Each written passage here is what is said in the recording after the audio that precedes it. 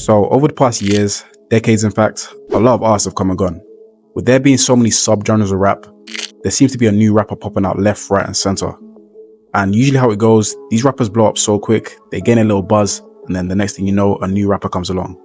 And it just comes to the point where sometimes we're just laying in bed one day, scrolling through TikTok, and we may hear a certain song, and then we start to think, hey, whatever happened to that one rapper that blew up? Well, in today's video, I'm going to be looking at what happened to the rappers who went big and seemingly had massive potential to be rap legends in the industry, but somehow completely forgot they existed.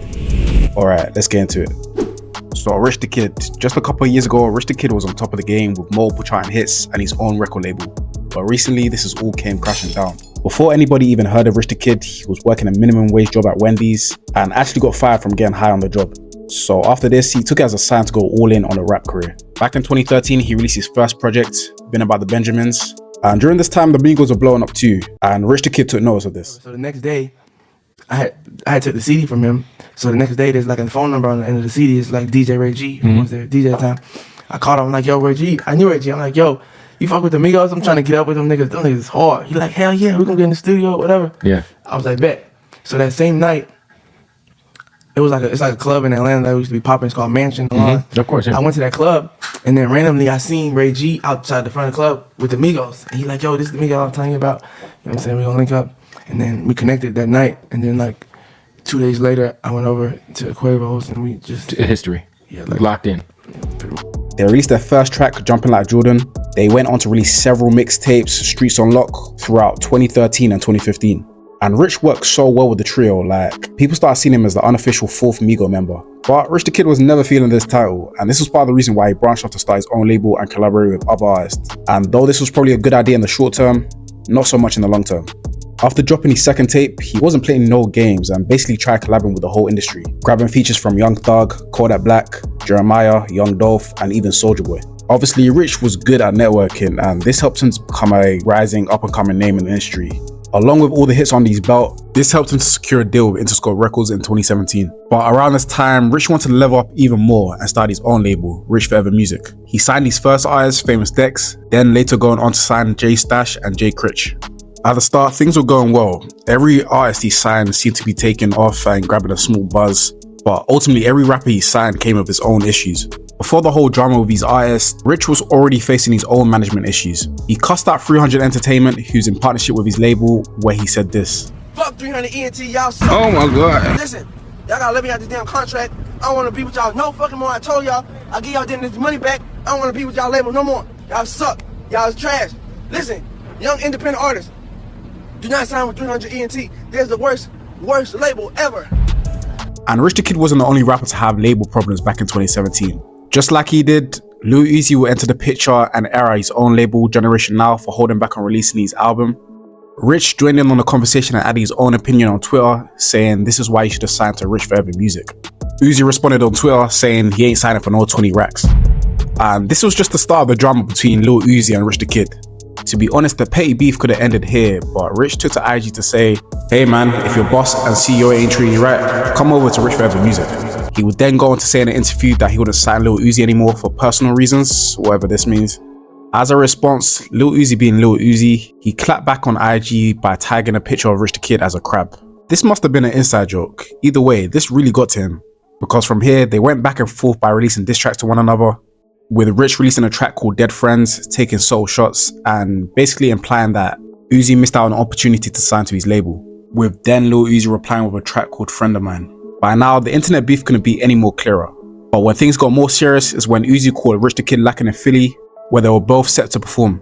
Since this is Lil Uzi's hometown, he definitely got word that Rich was about. In the video, Lil Uzi can be shown hopping out on smoke, they exchange a few words, and shortly after, Rich can be seen running. In another video, Uzi can be seen swinging at Rich the Kid, but he was ducking and hiding behind his security. As expected, Rich the Kid started getting clowned on the internet. It was actually hilarious to see this guy running from Uzi. And you know Uzi is a literal kid in a little man's body. So it was obvious that Rich the Kid was all talk and no smoke. You're a victim. Here we go, CSI. On the plus side though, Rich the Kid's networking abilities eventually paid off as he secured a feature with Kendrick Lamar with the tune New Freezer in 2018. And this is probably one of the most unexpected collabs of 2018 and also one of Rich the Kid's biggest tunes today. Bearing in mind, like, Rich the Kid was ingrained into the SoundCloud mumble rapper category, so to grab a song with one of the biggest rappers in the game was definitely a huge win for him. Rich gained even more success with Plug Walk and was getting popular with every tune he dropped. But unfortunately, every time he took a W, he took an L. So on top of the Uzi beef, Rich the Kid was caught lacking again after home invaders ran up into his house where they attacked him. Rich tried to fight them off, but things got so bad he ended up in hospital. Around this time, his label began to fall too. Like I mentioned before, Rich the Kid was having non-stop complications with his artist, even from the early days. Famous Dex even called him out for being selfish. I'm not rich forever. I am signed to 300. Rich the Kid, selfish ass is trying to sell Rich Forever 4. You're not trying to get me and J. Chris shit. You don't do shit for me and J. Chris. You're hollering about 300, bro. I don't even get on the internet. Rich the Kid, I love you. I appreciate everything you did for me. But you're selfish, bro. You're selfish. And my mama great and let the world know right now. You are a selfish ass nigga, bro. That's why shit happened to you the way it happened to you, bro. Real talk. Rich was also releasing his music without his permission, only adding to the tension. Eventually, Jay Stash and Jay Critch also ended up leaving the label, with Rich later calling Jay Critch a snake after trying to sign a 100k deal behind his back. Regardless of the drama, Rich kept on going with his music, creating hype around his next upcoming album, The World Is Yours 2 in 2019. And I can't lie, he set some pretty high expectations. He said it will be the album of the year, and also says he's the hottest artist in the world right now. No, you ain't! Claiming that every song is a hit, and every song is going to be a smash. And after listening to the album again, I can honestly say the album is pretty mid. Don't get me wrong, there's a couple good tunes on there, but Rich the Kid has a tendency to use the same flow and same generic bars and the same generic beat selection on his tracks. A year later, he released Boss Man, which was considered a flop. At this point, Rich the Kid was probably thinking, let me go back to my roots and release a collab album. So he went on to release Nobody's Safe with NBA Youngboy, and it sold less than 20k first week. But surprisingly, Rich the Kid would later go on to portray Youngboy by being seen with a photo with Lil Durk, which everyone knows this is Youngboy's biggest op right now. The album got clowned so much that people were saying that if Rich wasn't on the album, it probably would have sold more. That's tough. He tried again with a final collab album with Lil Wayne, which again, didn't really make any noise in the industry. So yeah, basically every time he dropped, he flopped. Nowadays, Rich the Kid is barely gaining 1 million views on YouTube, which is shocking to see in comparison to the numbers he had in his peak. Despite his decline in popularity, his fans are still fucking with his music heavy.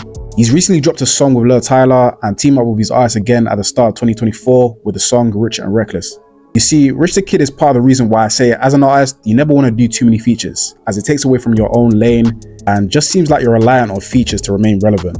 Yeah, you might say that Rich the Kid had solo hits like Plug Walk, but would this really have blown up if he didn't have the Kendrick feature just before this was released? I don't know, but I really feel like Rich the Kid only remained relevant because of his ability to network strategically. Just like he did with Amigos, Famous Dex and the other SoundCloud rappers, like he did with Youngboy, Kendrick and Lil Wayne. Not only this, but Rich the Kid's ego was too big. His name basically speaks for itself. Plus, the Uzi beef, a lot of people lost respect for Rich, as he wasn't this fearless boss figure he claimed to be. And another rapper who was on his way to the top but completely disappeared was Comethazine. People really forget how big Comethazine was in 2018 when he went big with the song Walk. It really seemed like he would have some longevity. He had the full package of a certified rap star, the image, the persona, and the ability to make catchy songs. The world would never have heard of Comethazine if he didn't quit his job as a mechanic. Early on in his career, during the times where he was trying to blow up in 2016, he was experimentally trying to find his sound. He said he tried doing lyrical rap, but realized this wasn't going to get him nowhere. So he started to rap about women, violence, on some ignorant shit. The experiments between different sounds led him to get called out for buying other artists like Carti and Tay-K, which is normal because this was the SoundCloud era, so it was very easy to compare everyone to each other since they blew up around the same similar rap style. The next big step for him is when his music video got dropped on the YouTube channel Elevator, and this was a major deal at the time because other artists like XXX, Lil Mosey and 21 Savage had the most popular songs on there. So with him dropping his music video on here helped him to form a fan base. He got even more traction when he dropped Piped Up on No Jumper. Over time, more eyes were drawn on Comethazine, and despite the comparisons, he eventually paved out a lane for himself. Comethazine went even more viral after releasing Walk on Lyrical Lemonade. This definitely propelled his career. It went viral, but this doesn't mean he was mainstream. After this, there wasn't really a much greater milestone Comethazine achieved, other than landing a spot on XXL magazine freshman list, which came out a year late anyways, and maybe it wasn't entirely his fault. As you can guess, just like every other artist, Comethazine had label problems. Oh shit, here we go again. And even called them his op at one point. He felt like his label, Alamo Records, wasn't pushing out his music as much as possible, and felt like they were prioritizing other artists like Rod Wave and Lil Durk. And if this was really the case, it was probably for a reason. I honestly feel like the label realized the SoundCloud era was dying towards the end of 2019. And with Comethazine not being a very versatile artist, rinse and repeat, doing the same kind of tracks, he failed to shift and evolve like other artists in the SoundCloud era like Lil Uzi and Lil Yachty, which just left him in the underground. After his series of mixtapes between 2019 and 2022, Comethazine started to really become a forgotten thought. A lot of people think it was due to the pandemic, and I'm not talking about his album. The label never really pushed his music in the first place, and with COVID-19, he wasn't able to go on tour or do any shows, so this definitely slowed down his momentum. Recently, he's gone completely ghost, deactivating his Instagram with fans even questioning if he's alive. But it does seem like Comethazine has shifted his creativity in the entertainment industry and recently released a movie trailer at the start of 2024. Comethazine definitely has a lot of potential to make a comeback. He's got a die-hard fan base, and with the street sound element, there's no doubt in my mind that he could fit into the street trap genre wave that we have today. And another artist who's trying to get our attention again is youngma. I'm sure we all know youngma for the viral hit. She blew up through the usual topics like money, sex, drugs, violence, but put her own lesbian twist on it. Her 2016 hit gained millions of streams, and I can't lie, it's a song that still gets rotation today. The track was so big, it even earned her a spot open up for Beyonce. youngma understood she had something special and wasn't trying to waste her talent. So she went on to release a couple of hits and some misses. Throughout her journey, she released her debut studio album, Her Story in the Making, which peaked at number 16 on the Billboard Top 200. But ever since this album, it's like the whole world was tuning out of youngma's music.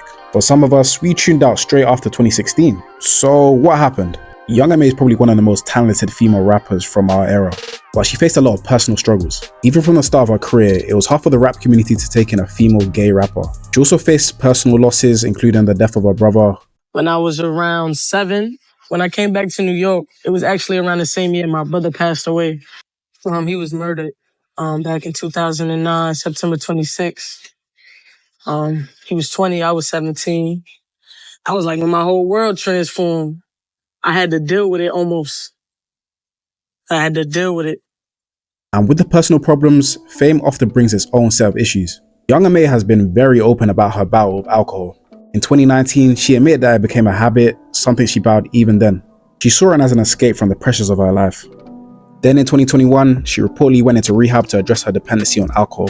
However, recent videos and photos have raised concerns about her health.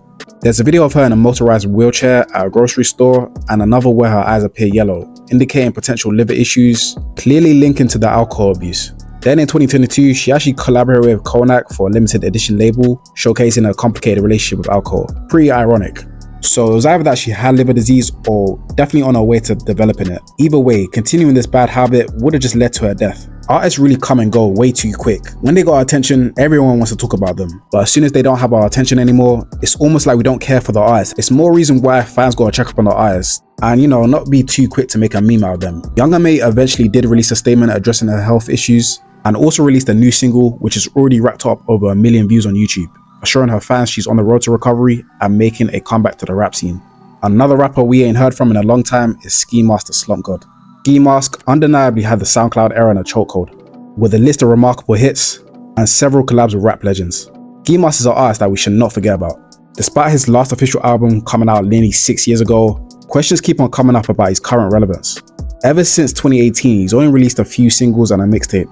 I definitely can't say Ski Mask has fallen off, because he's clearly made the choice not to drop music or involve himself in any drama. So it's inevitable that Ski Mask would have ended up as a name at the back of our minds. With all the success he was getting, you gotta question, why did he fall back? Well, the state of his career is an unfortunate one.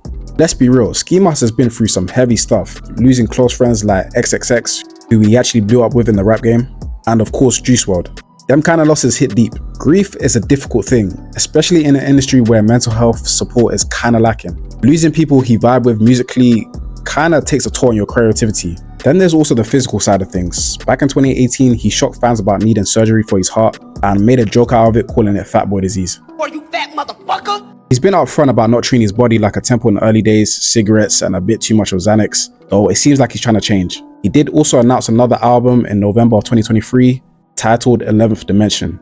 So hopefully he's dropping some new music in 2024. So here's the thing, just because a rapper may be forgotten or decreased in popularity doesn't mean they're not relevant in their own light. The rappers here show that even though you're not in the mainstream, having a core, strong fan base that rides for you is important. And to be honest, it's probably a more peaceful life. And either way, remembering old artists gives us a chance to revisit old tunes. Sometimes we forget about artists, but the impact they have is unforgettable. Anyways, that's it from me. If you stay to the end, you're a real one. Drop your thoughts on the rappers in the comments below. Like, comment, subscribe, and until next time, I'll catch you in the next video.